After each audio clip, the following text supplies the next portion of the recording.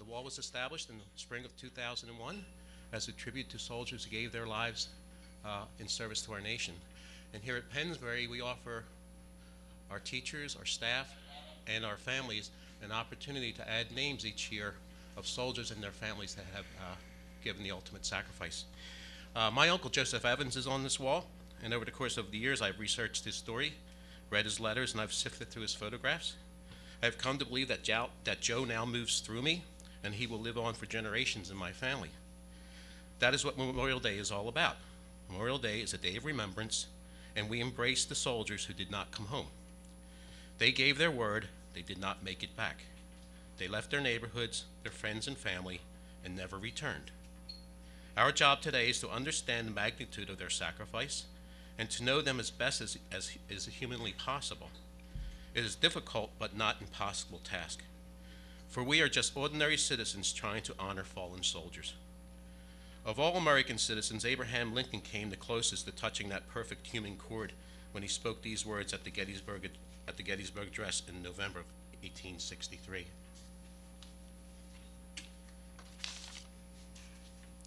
It is rather for us to be here dedicated to the great task remaining before us, that from these honored dead we take increased devotion to that cause for which they gave the last full measure of devotion, that we here highly resolve that these dead shall not have died in vain, that this nation, under God, shall have a new birth of freedom, and that government of the people, by the people, for the people, shall not perish from the earth.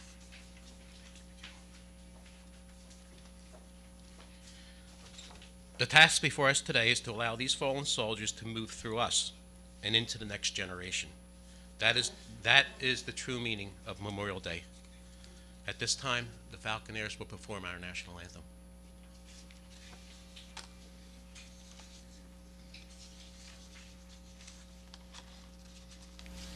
Oh, say, can you see by the dawn's early light what so proudly we held at the twilight's last gleaming, whose broad stripes and bright stars through the perilous fight o'er the ramparts we watched were so gallantly streaming, and the rockets red glare, the bombs bursting in air, gave proof through the night that our flag was still there. Oh, say, does that star-spangled banner yet wave o'er the land of the free and the home of the brave?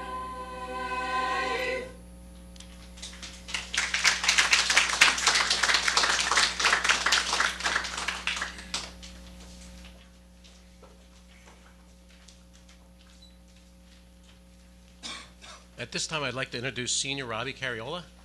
Robbie's been participating in the Wall of Honor ceremony for his third year, and I certainly will miss him because he brings a certain amount of passion that is needed for a ceremony like this. Robbie will begin by reading the essay, A Soldier's Oath.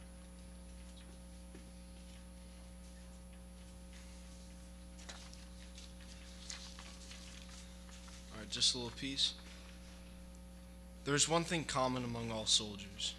They give their word, an oath, to support and defend America. For some soldiers, this has meant the giving of their lives in service to our nation. The soldier's oath has stood the test of time. It asks one question of ordinary men. Will you support and defend our Constitution? Will you fight to sustain a perfect union, justice, tranquility, a common defense, our general welfare, and will you ensure the blessings of liberty to ourselves and our posterity? The founders established these powerful concepts, and our soldiers are asked to ensure their preservation. Many have died performing this work. Very few of us can grasp the true meaning of this sacrifice. Many of us struggle for greater understanding, and as Abraham Lincoln made clear, it may indeed be above our poor power to add or detract. Once a year, Americans set aside a day of honor. On Memorial Day, we pause to remember the fallen soldier. We attempt that which all too difficult to fully achieve. Every generation has grappled with the task of remembrance. Future generations will do the same. The memory of a life given for others is solemnly and delicately passed from generation to generation. This is our purpose and our calling today. It is our turn. America is preeminent among the nations of the world. As such, we are often on the front edge of global danger. We ask our soldiers to be there for us. Often, they are ordinary men and women doing extraordinary work. By pledging honor, integrity, courage, commitment, and faith in the system, every fallen soldier has given their life to ensure our liberty. By bearing true faith and allegiance, they, the dead, have embraced us, the living. The oath is a call to a higher power, a statement to perform the best of one's ability, a sense of honor, and acknowledgement of the consequences of failing to live up to one's word. Some who have taken the oath were asked to face the deadly moment. They crossed the space of open fields. They weathered the hardships in muddy trenches, protected the wide oceans and open skies, assaulted the fortified beaches, and have endured the deep jungles of swamps of far-off lands. Our soldiers in Afghanistan know this. They honor us with their selfless service. The ceremony at the wall is our attempt to acknowledge those who have paid the ultimate price. When we stand before the wall, we are silent. The fallen soldiers are silent. Together, we are equals in this silence. It is hard to comprehend. We do not know the fallen soldiers' final moments, thoughts, or wishes. We are forever at a loss to comprehend their sacrifice. As such, we are very small in their shadow. How is it possible to honor those who have already honored us, the living? It is difficult. That is why we gather on Memorial Day. We gather to try. And at this time, I'd like to introduce Cody Cardilla, who will read the soldier's oath.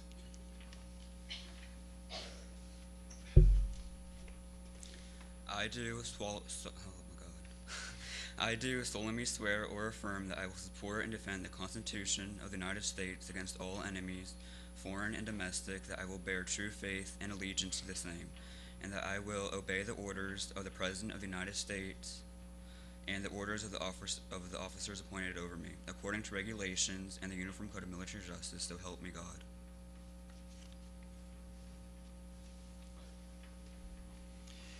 And Tracy Schellenberger will now read Eternal Freedom.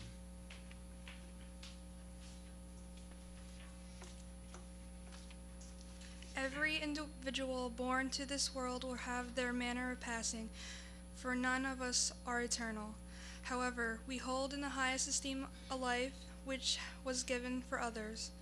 Giving one's life for a greater purpose, a greater good, and for a great multitude is asked of some. It has been asked many times, in many places, and for many different reasons. The soldiers on this wall died while performing the work of our nation. They did so because they first answered a call to serve. They did so with a dedication to perpetuate our way of life. It is a way of life unprecedented in the history of mankind. Abraham Lincoln, addressing the impending freedom of the slave, stated that we assure freedom to ourselves by giving freedom to others. This is as true today. We, as a nation and as Americans, are still determined to nobly save the last best hope on earth. For this, we, the Pennsbury community, are greatly indebted to the soldiers on this wall of honor, for they have advanced by their supreme sacrifice our eternal freedom. Behind every name, there is a story.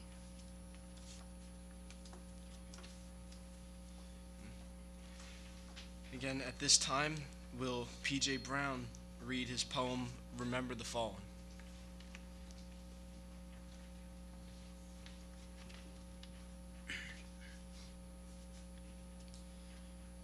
Memory keeps them alive. They fought while we worked from 9 to 5. Freedom isn't free, but it's how everything should be. They gave their lives for something we all deserve. Country and land is what they served. Memory's sweet, sacrifice great. It's something we should strive to appreciate. We ask them to protect, shouting, "Yes, sir," posture erect.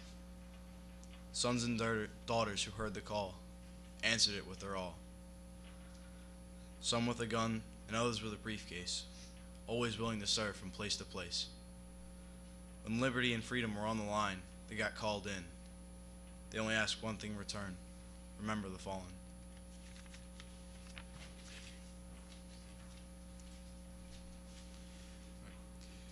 Jordan Demschik will read her poem, "Living in Your Heart."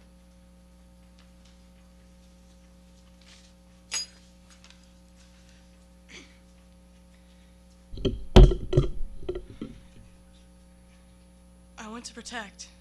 Objective met. I wrote you letters. Objective met. I still loved you. Objective met. I came back. Negative. Here I am safe. Here it is filled with love. Here it is warm. I am safe in your heart. Your heart is tender, even as I was away. Though my body is gone, my unpure soul is still with you. The war may have taken my life, but the war can't take away my love for you. I am safe where I am.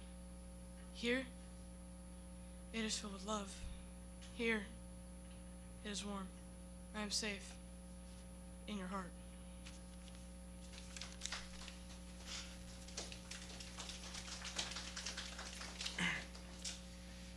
At this time, Cherry Kavumbi will read Flanders Fields.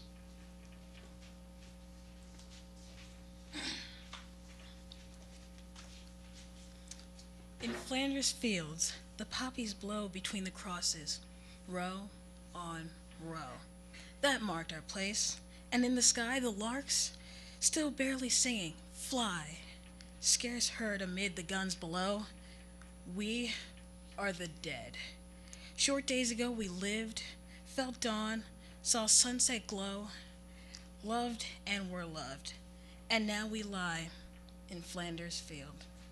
Take up our quarrel with the foe. To you from failing hands we throw the torch. Be yours to hold it high. If ye break faith with us who die, we shall not sleep. Through poppies grow in Flanders Field.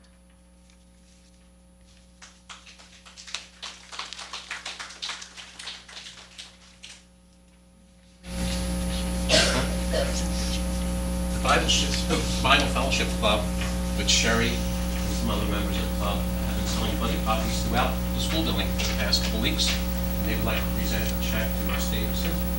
You already did.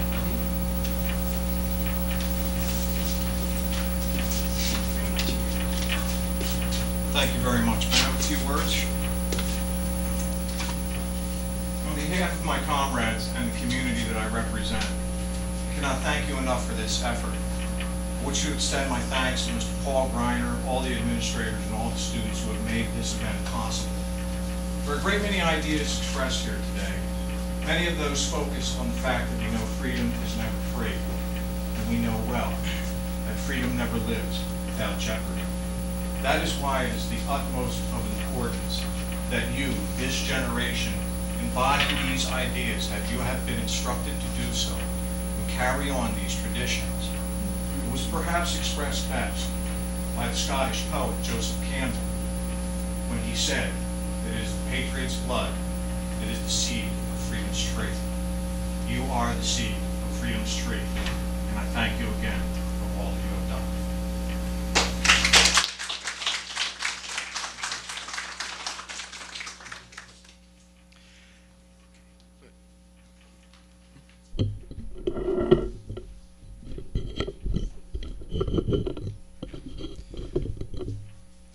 At this time, Jordan Jones will read 3 stories of soldiers who are being added to the wall this year.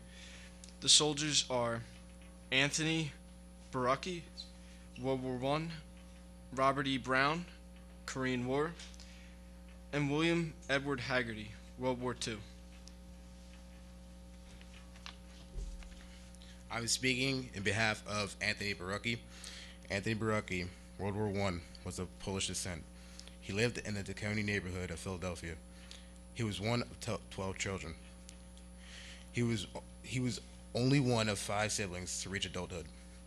Before the war to end all wars, he was a young man known to roam the neighborhood on his motorized bicycle.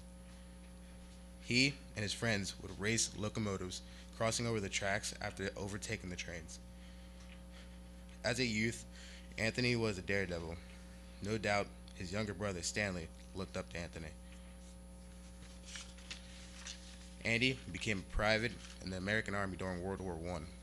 In France, he was exposed to the horrors of gas warfare. Private Barucki developed a chemical pneumonia, and on October 1st, 1918, the daredevil died in a hospital in France.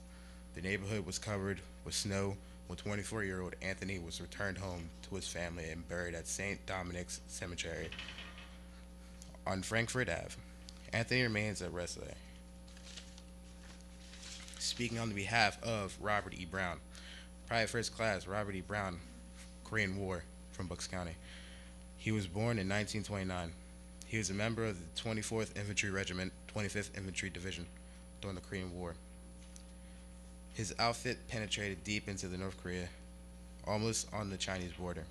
However, the American and UN forces were suddenly thrown into disarray as 300,000 communist Chinese troops crossed the border in a massive counterattack.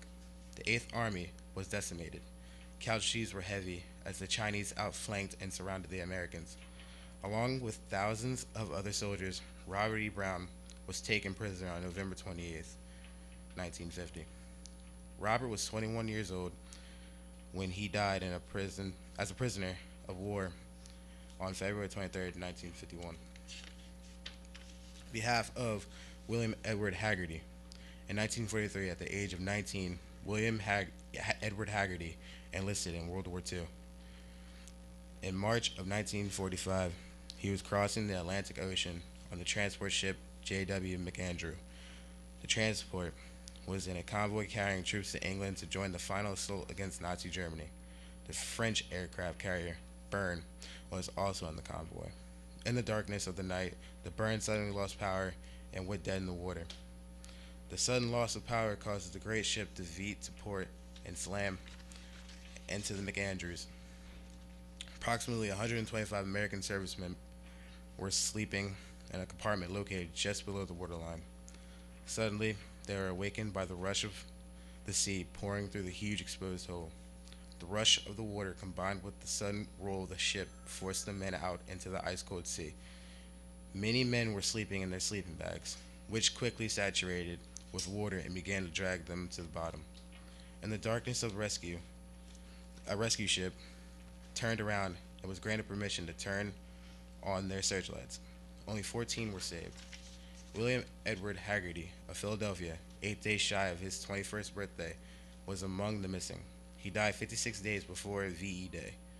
His name is listed at the Brittany American Cemetery, St. James, France.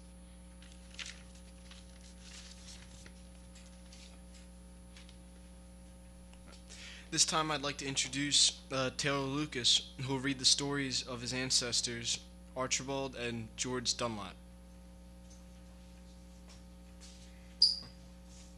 Huh? Oh yeah, and they were veterans of the American Civil War.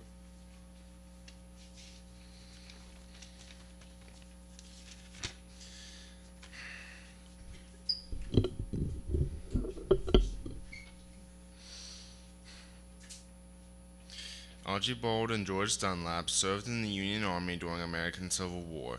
Each enlisted near the end of the conflict. Both were Pennsylvania coal miners and both lost their lives. 45-year-old Archibald, serving somewhere in the area of Petersburg, Virginia, was subjected to intense bunker shelling. He died from his injuries shortly after returning home. 20-year-old George Dunlap fared no better. Within 2 months of his enlistment, he also found himself south of Richmond, Virginia. During a Union assault at Drury Bluffs on the James River, George was taken prisoner by the Confederates. At first thought to be missing in action, George suffered the terrible fate of being sent to the Andersonville prison in Georgia. The prison, an open stockade of 27 acres, was a death pen. 33,000 Union soldiers were contained in open fields with no housing, little food, and minimal medical attention. Many fighting men resembled skeletons before the liberation. 13,700 men died there. George returned home only to die of the trauma. Thank you. Can we just leave it here?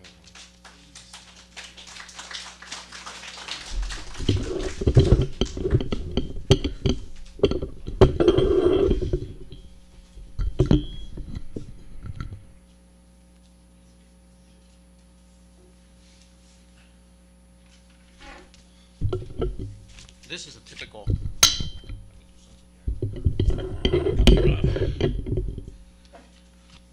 is a typical telegram that might have been received or was received in 1941. It was received about less than 2 months before America entered World War II.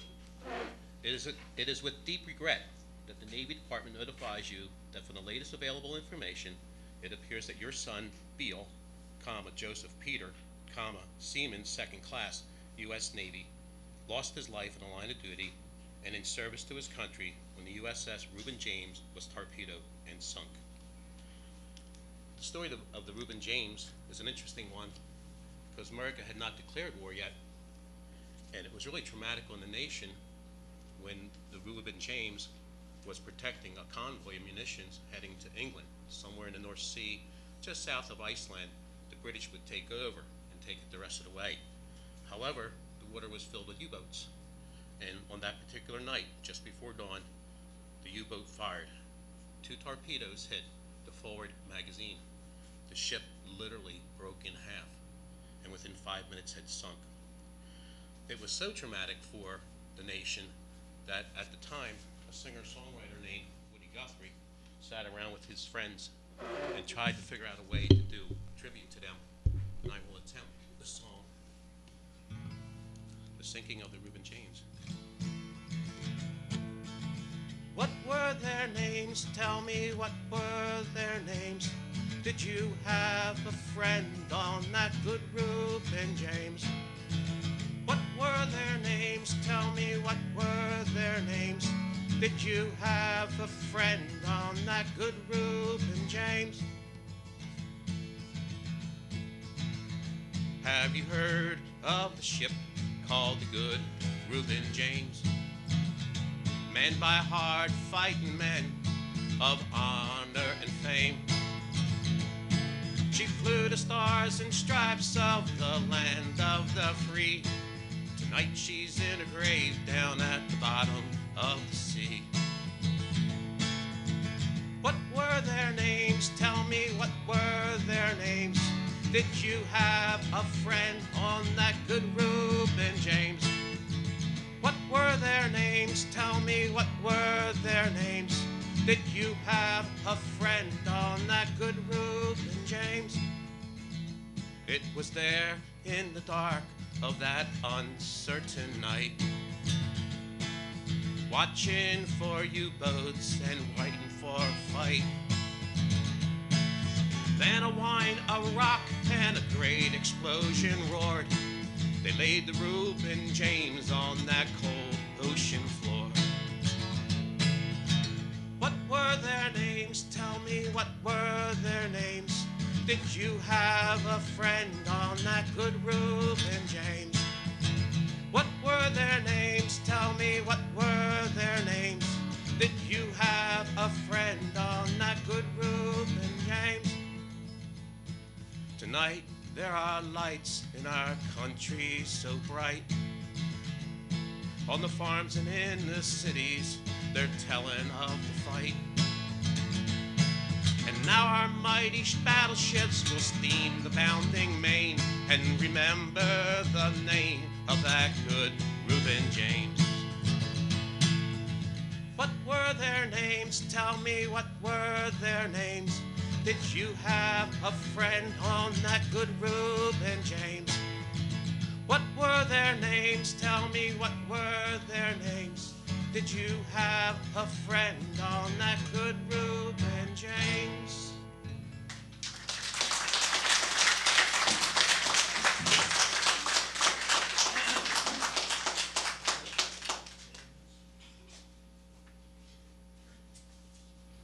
Excuse me. I will speak. Seaman Beale, his mother received that telegram, and she was also the first Gold Star mother in Philadelphia. He had other brothers. They all dropped out of high school and enlisted. So Mrs. Beale down in Philadelphia had a banner in her window with 1 Gold Star and 3 Blue Stars. And this is all before we declared war against Germany and Japan.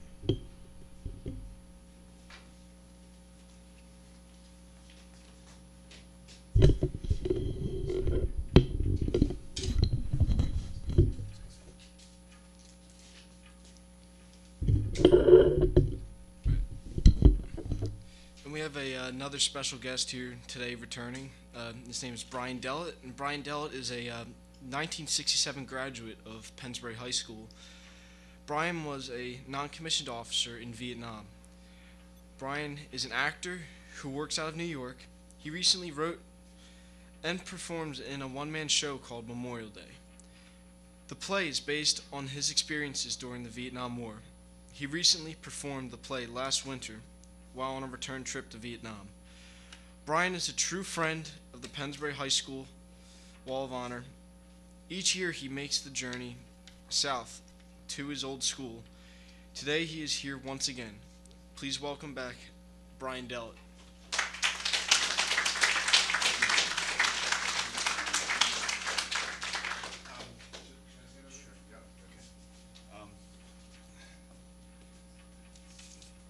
Hi, thank you. It's truly a privilege and an honor to be here today. Since I've returned to Vietnam, which I didn't really plan to do, a lot of memories have shifted, and in some instances, old memories, as I learned, the only way to replace them were with new memories. I also got to take a few moments when I was there at where I was stationed and a couple of the sites where I served to acknowledge some of the guys who did not make it home in a way I never could have imagined. Yesterday and today in a minute or two, I'll just do a couple of minutes from Shakespeare's Crispin Day speech from Henry V.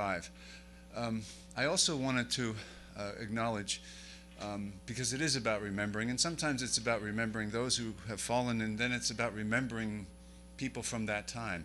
And in my case, there was a girlfriend who was with me in spirit and soul and mind and body, where she basically wrote to me pretty much every day while I was in Vietnam.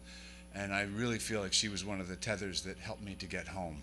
And so part of my dedication today is to her, is to Carol. Anyway, this couple of minutes from this play by Shakespeare takes place on the eve of the Battle of Agincourt. And the Battle of Agincourt was a real battle that the English fought 200 years prior. This speech, the Crispin Day speech, is a speech that was actually used again in World War II as a rallying call for the British.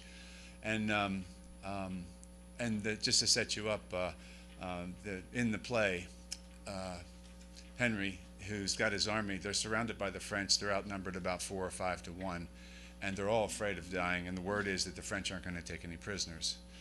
And so one of his cousins, who is near to him, says, "Oh, if we could just have 10,000 guys from England here now, it would be much better." Words to that effect. And Henry then starts to say, you know, don't go there. And he gets to a part where this is the remembrance part, and the remembrance part is where you will hear Crispin and Crispin Day. You can think synonymously with anything to do with whether it's Quai Son or the Battle of the Bulge or Gettysburg. Anyway, and he says to them, to his men, "This day is called the Feast of Crispian. He that outlives this day and comes safe home will stand a tiptoe when this day is named, and rouse him at the name of Crispian. He that shall see this day and live old age will yearly on the vigil feast his neighbors and say, 'Tomorrow is the feast of Crispian.' Then will he strip his sleeve and show his scars and say, 'These wounds I had on Crispin's day.' Old men forget, yet all shall be forgot, but he'll remember with advantages what feats he did that day. Then shall our names, familiar in his mouth as household words, be in their flowing cups freshly remembered.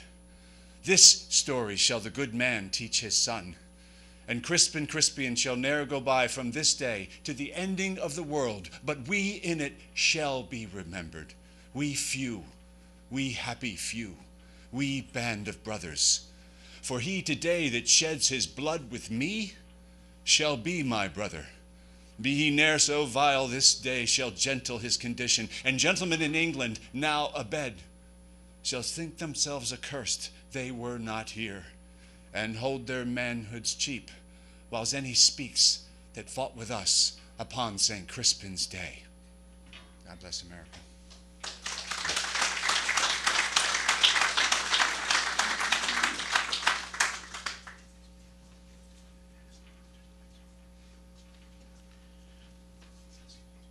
Yeah, Dave, if you could lower the lights.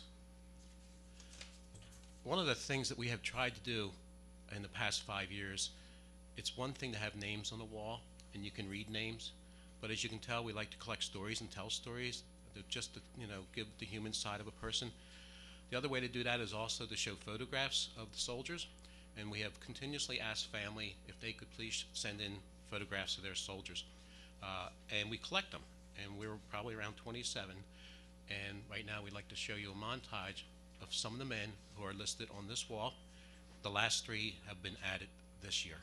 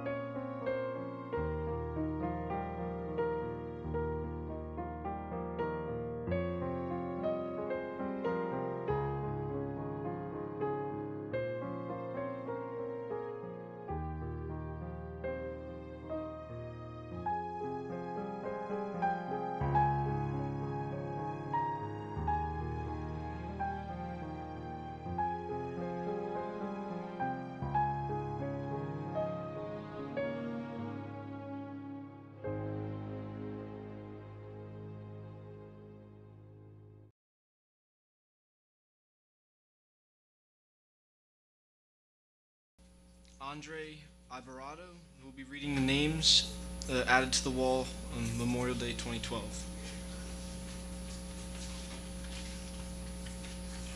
Specialist John Kemsley, U.S. Army, World War II, killed in action. Corporal J. Paul, U.S. Army, Vietnam, killed in action. Private First Class William E. Haggerty, United States Army Air Force, World War II, lost at sea. Second Lieutenant Sylvester Sturgis, United States Army Air Force, World War II, killed in action. Private Anthony Barucki, U.S. Army, World War I, killed in action. W-1 Richard Wharton, helicopter pilot, U.S. Army, Vietnam War, killed in action. Private First Class Robert E. Brown, U.S. Army, Korea, died as a prisoner of war. Private George Dunlap, U.S. Army, Civil War, died of injuries. Private Archibald Dunlap, U.S. Army, Civil War, mortally wounded. Specialist Lawrence Delworth, U.S. Navy, World War II, missing in action. Seaman Joseph P. Bale, U.S. Navy, World War II, lost at sea.